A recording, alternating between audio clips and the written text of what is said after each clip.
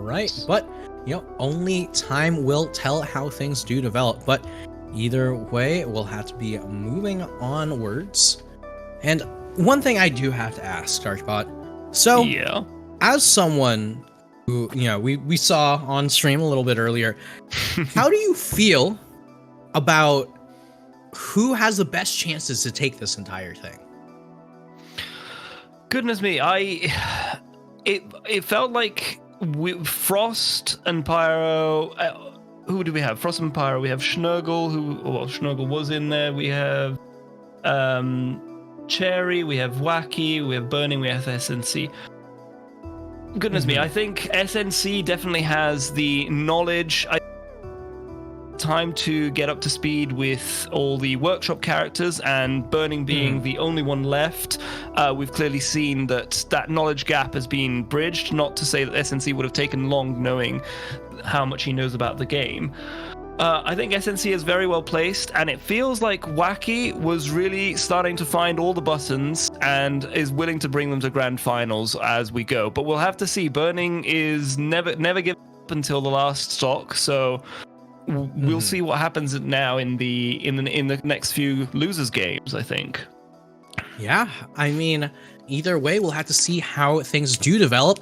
And Wakizashi versus Cherry going to be starting things off on Ethereal Gates. Very interesting stage choice. Very, very large blast zones. So if Waki can't get the very specific kill confirms for Raster on this big-bodied Edilus, it's going to be very difficult to really take out this bear's stocks, right? And here you can see that the big body for Cherry is going to be a pretty big problem for Cherry, because you get caught in one combo, you're staying in there. Yeah. No, definitely. And also, it's an interesting little tidbit is that Cherry is the player who taught Wacky how to deal with Ethereal players. Strangely enough, there was a time where Ethereal was a problem, and it was giving me passes in bracket, but suddenly that changed. So it's an interesting, it's a teacher. There we go, water. Didn't quite make it to the end. It is almost a mentor and mentee fight here. Yeah, I mean, with the mentor versus mentee fights, that's always super fun to see. And, beautiful ASDI for Cherry in order to be able to survive right there. But for now, you have to see just how things do develop. Beautiful DI once again from Cherry. I mean, you don't sneak into top 4 with Edilus without having good survival DI, and Cherry showing off so many ways to survive here. What in the world's... Just clap after clap, and a round of applause for Cherry sneaking back on stage here, looking for a Dacus, looking for an opportunity. No air dodge, but when you're that high up, should be fine. And goes low. Yeah. What in the world? He had his double jump? I know. The resources seem to keep being used at the key moments here, and then finally the last clap manages to finish his serenade and to the blast zone here. But Cherry is definitely not wasting anything around, just using everything to escape at the last possible second, and always looking for a punish here. Yeah, and right there, you saw the Dacus come through, and you have to wonder to yourself, maybe Cherry's getting a little bit impatient, but maybe Cherry's been just patient enough, able to take another stock off of Wacky, just completely negating all of that momentum that we saw in the last few matches. Indeed, and one of the things that I'm noticing is that Cherry really knows where it's possible to go and where it's the tech almost answering with the zone spike. Yeah. Oh my god! Cherry with a incredibly dominant game number 1.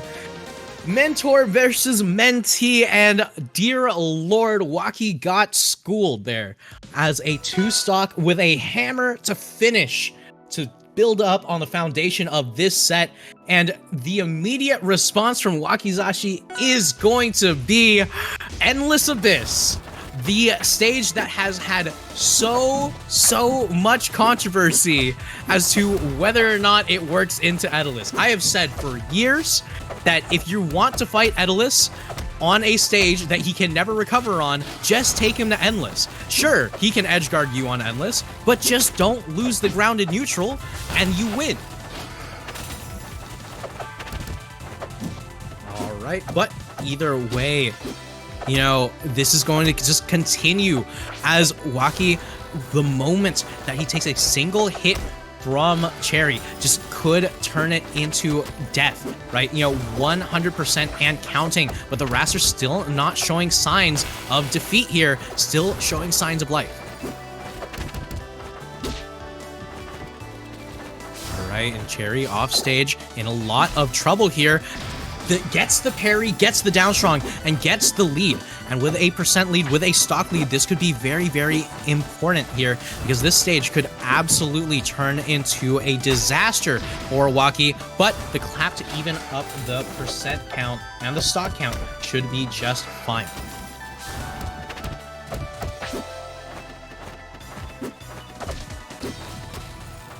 All right. But right now you can see how Cherry just trying to, once again, just send Waki into the air. You know, that's the biggest thing about the Daedalus versus Raster matchup, right? You just have to continue to keep the Raster in the air, off the ground, and away from an ability to refresh resources, right? And Waki, right now, you know, in a lot of trouble, still trying to find an in, right? Once again, this is a stage that is a statement stage. It says my ground and neutral is better than yours. And in the end, my punish game is going to be better than yours, right? And right now, Cherry trying to really push that punish game, push that grounded neutral, right? And is heavily succeeding, but another trade in return from Waki. All right, and you can see once again, Waki just getting hit after hit after hit. Oh, and just like oh my goodness, that, Cherry going to be taken straight off the side, and Cherry perishes, and Darkbot rises once again. Welcome back, Darkbot. Thank you. I do not know what the hamsters in my computer have been doing, but they clearly chewed some of my cables here. Sorry about that, everybody. I even missed the best bit. The return of Waki to the board.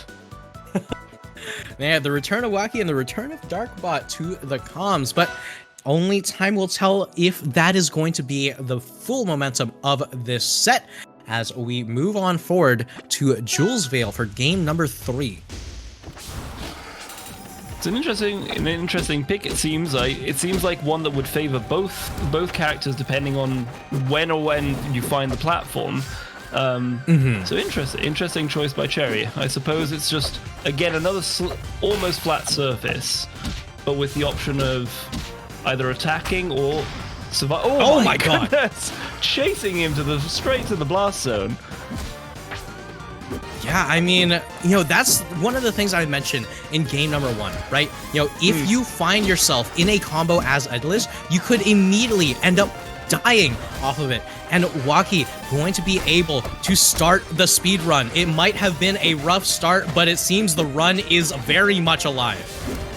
Oh, very much. And it seems like a repeat of versus ICK. Like the first, well, ICK's was a 3-0, but started a little bit slow, and then it just kept going. And I'm liking seeing that both of them are trying to parry both the icicles and the slipstream here.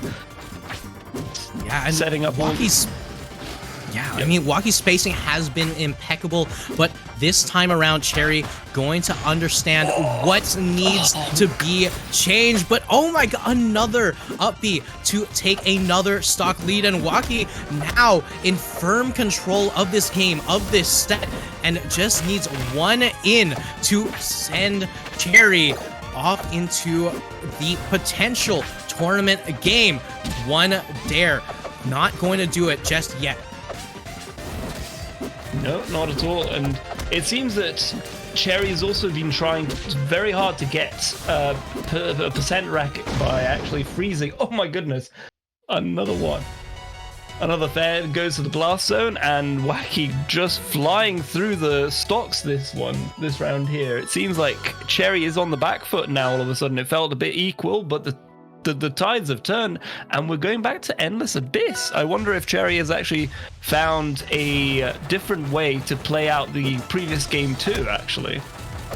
Yeah, I mean, the thing is, Endless Abyss was still so even between these two, and when Waki is off stage, you can see that Cherry still, is able to get so much damage off, 68% and counting, has the ice armor, but what are you going to do with it here, Cherry? You're just immediately going to take it off, look for a Dacus, look for a kill, look for a way back into this set.